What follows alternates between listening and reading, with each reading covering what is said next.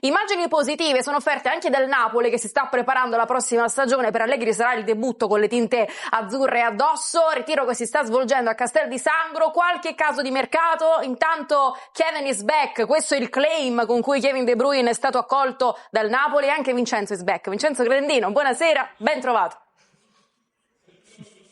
We don't move, buonasera a voi, ovviamente siamo assolutamente qui in quel di Castel di Sangro e chi ci muove? Raccontare quello che sta accadendo. Complicato, almeno per qualche giorno siamo qui, perché dobbiamo innanzitutto raccontare, oltre quella che è stata l'accoglienza riservata a King Kevin da parte del pubblico presente qui a Di Maro. Onestamente, questo pomeriggio c'è stata una sessione nel quale si è visto poco, anzi il pallone non si è visto proprio, come spesso accade nel post partita con Allegri, già accaduto per la terza volta, sessione semplicemente dedicata al lavoro aerobico, e si è visto chiaramente che Kevin rispetto ai compagni magari è un pochettino più indietro per quel che riguarda la preparazione fisica. Ha giocato il mondiale, ha poi chiaramente anche lui goduto di un periodo di vacanze, ora torna per mettersi a disposizione di Max Allegri e a quanto pare sembra comunque passata una vita, un'eternità da quelle dichiarazioni abbastanza distanti da quello che è il mondo Napoli rilasciate dallo stesso Kevin, quando si è espresso con toni non proprio amichevoli rispetto al calcio praticato di Antonio Conte, giudicandolo non adatto a quelli che sono i suoi canoni. Con Allegri la musica invece cambia, a differenza invece di quel che riguarda Romelu Lukaku. Qui sì che si apre ancora una volta corsi e ricorsi storici, accaduto con il Chelsea, accaduto con l'Inter, è accaduto anche con la Roma, sta accadendo anche con il Napoli. Un saluto non proprio amichevole o comunque burrascoso, perché poi alla fine in realtà le parti stanno convergendo verso un'idea, quella di una partenza. Bisogna solo trovare le modalità per fare un po' felici tutti. Innanzitutto il Napoli, che chiede più di 10 milioni per quello che è il suo cartellino, poi chiaramente anche lo stesso Romelu Lukaku, che ha un contratto comunque importante, 10 milioni netti guadagnerebbe quest'anno qualora restasse in azzurro, e vorrebbe tenere alto il profilo economico. Magari si potrebbe fare qualche concessione rispetto alla competitività del campionato che lo andrebbe ad ospitare. Non gli piace tantissimo la Turchia, l'Arabia Saudita non rappresenta allo stesso modo una destinazione gradita. Discorso diverso per l'MLS, o chissà per un ritorno più romantico in Belgio, in quell'Anderlecht al quale ha mostrato tantissime volte un amore viscerale, ma lì bisognerebbe un po' retrocedere per quel che riguarda le cifre. Quando hai menzionato la parola amore, i miei ospiti, ti dico la verità, hanno un po' sogghignato, perché si fa fatica ad affidarla a Lukaku, che ha quest'animo tempestoso, il Sid Blumbai, per cui ha fatto fatica a dimostrare questo amore per una maglia di recente. Poi magari con l'Anderlecht è diverso, perché c'entrano le sue radici, c'entra il suo DNA, però... Diciamo che un po' di maglie, un po' di divise le ha cambiate, quindi è un po' meno credibile su quell'aspetto lì dell'amore per una maglia. Però magari è il primo amore dove è cresciuto, dove comunque... Quello che non si scorda mai. Che non si scorda mai, magari ritorna all'Under, chissà. Basta Michele Moretti, le tue espressioni le hanno viste pure quelli che non sono collegati con noi su Sport Italia. Per fortuna le vedi solo tu, perché poi le altre emittenti le hanno viste pure. Perché poi quando mi inquadrano io sono perfetto. Vabbè, però vogliamo sapere cosa gira in testa, nella tua testa in questo momento. No, è che l'amore viscerale onestamente è difficile da vedere, che sia l'Anderlecht, che sia la squadra nell'oratorio sotto casa sua. Cioè, quello che purtroppo ha dimostrato è di essere un giocatore che, ripeto, sul campo poi gli si può dire poco, perché il suo lo ha sempre fatto con le maglie che ha vestito. I passaggi tra un club e l'altro, con i giuramenti, anche, ripeto, il tira e molla con l'Inter quando era prima scappato via per andare al Chelsea, che sembrava il suo amore viscerale, poi l'amore viscerale è stato richiamare a gennaio l'Inter, che voleva tornare a tutti i costi, e quando è tornato il video con Zang, e poi dopo quando è andato via è andato alla Roma e poi al Napoli con un altro amore che sembrava scoppiato da un momento all'altro. Cioè, e purtroppo per lui parla la sua storia. Ripeto, io preferisco ricordarmelo come giocatore, perché in campo, ripeto, è sempre stato comunque un attaccante importante. Poi chiaro, gli anni passano per tutti e le prestazioni diminuiscono per forza di cose, però ripeto, è sempre stato un attaccante molto importante per le squadre di cui ha vestito la maglia. amore viscerale ad oggi, secondo me lo contiamo su le dita di una mano, che probabilmente non sono neanche 5. Posso aggiungere anche io una cosa velocissima? Tanto volevo fare i complimenti a Moretti, che parla d'amore, l'avrà detto 7-8 volte, con la stessa disinvoltura con la quale parla di calciomercato, quindi complimenti. E la perché noi siamo innamorati del calciomercato, siamo gli ultimi romantici su Sport Italia. E la seconda cosa invece è che se il Napoli trovasse una squadra che gli dà 10 milioni, che gli permette di non fare minusvalenza e che si becca anche 10 milioni di ingaggio netto di Lukaku, dovrebbe leccarsi le dita. Fa 13. No, dico, come vincere un terno all'otto. Non capisco perché si dica che il Napoli non sarebbe contento. Vincenzo sarebbe ultra contento. No. Perché allora ho capito erano arrivate notizie false. Non ci segui troppo. Lo andiamo raccontando da mesi. Esatto. Anche perché la lista degli esuberi è lunghissima. Con l'acquisto di Højlund ma è stato chiarissimo Manna in quel di Di Maro. È stato fatto un investimento importantissimo con Højlund, 50 milioni, amore o no, lì bisogna fare i conti, insomma, soldi alla mano, e visto che c'è anche un Lucca che va recuperato, e sono sempre le parole di Manna, è chiaro che 2+2 spesso nel calcio non fa 4, in questo caso sì, perché poi l'esigenza è quella di alleggerire soprattutto il monte ingaggi. È chiaro, Vincenzo, che per fortuna del Napoli c'è chi lo riempie di amore sempre al netto dei risultati, di come vadano le stagioni di calciomercato e soprattutto in un'annata così importante come quella dei 100 anni, i suoi tifosi. Allora ti chiedo, visto che ieri hai intercettato un po' di voci, come sta procedendo questo tentativo di instaurare un legame con Allegri, queste prime apparizioni? C'è chi è molto entusiasta, parla al Milan e all'Inter, alla Juventus, si dice toglietevi dai piedi perché lo scudetto è già nostro.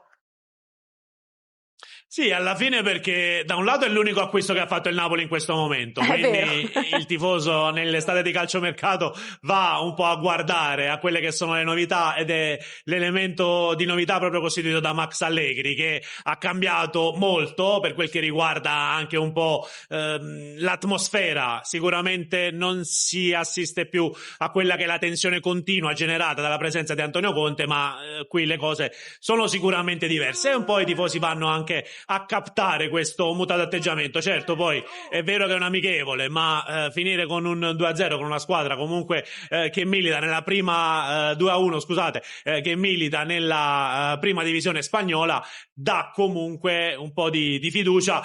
Qualcuno resta ancora scettico, qualche sorrisetto, qualche espressione ancora corrucciata l'abbiamo incrociata tra i tifosi che attendono quelli che saranno palcoscenici più importanti per potersi esprimere su Allegri. Certo. Sicuramente sta conquistando mano a mano fette sempre più ampie di pubblico.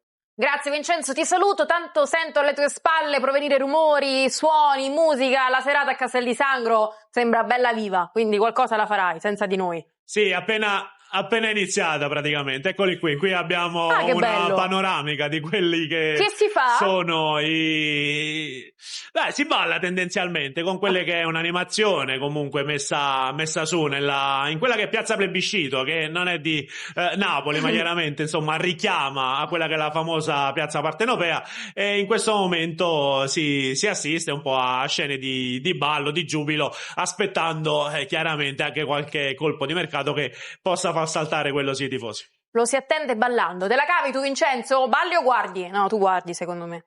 Tu te la cavi, però guardi. Ma tutta la vita mi verrebbe da rispondere. In un modo o nell'altro si balla sempre. Buonanotte, divertiti, qui di Castel di Sangro. Noi ci ritroveremo domani perché stiamo seguendo giorno dopo giorno questo ritiro del Napoli. Ci fermiamo qualche istante e poi torniamo. Ciao amici azzurri, bentrovati e ben ritrovati sul canale. Finalmente ci siamo. Dopo il periodo dedicato ai mondiali, il nostro canale torna ufficialmente a pieno regime. Adesso tutta la nostra attenzione è rivolta esclusivamente al Napoli, perché il mercato sta entrando nel vivo e le prossime settimane saranno decisive per costruire la squadra che dovrà affrontare la nuova stagione. Ci aspettano giorni ricchi di indiscrezioni, trattative, colpi di scena e decisioni importanti, e noi saremo qui, come sempre, per raccontarvi tutto ciò che succede nel mondo azzurro, cercando di analizzare ogni notizia e ogni movimento della società.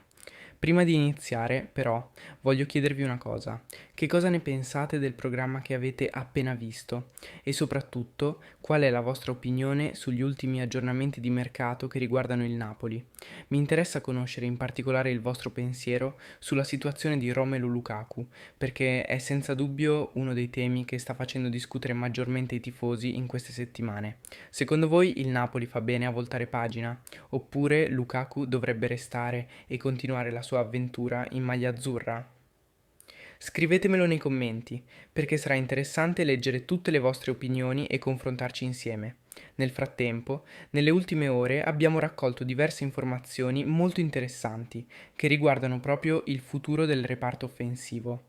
La dirigenza continua a lavorare senza sosta e sta valutando diversi profili per rinforzare l'attacco.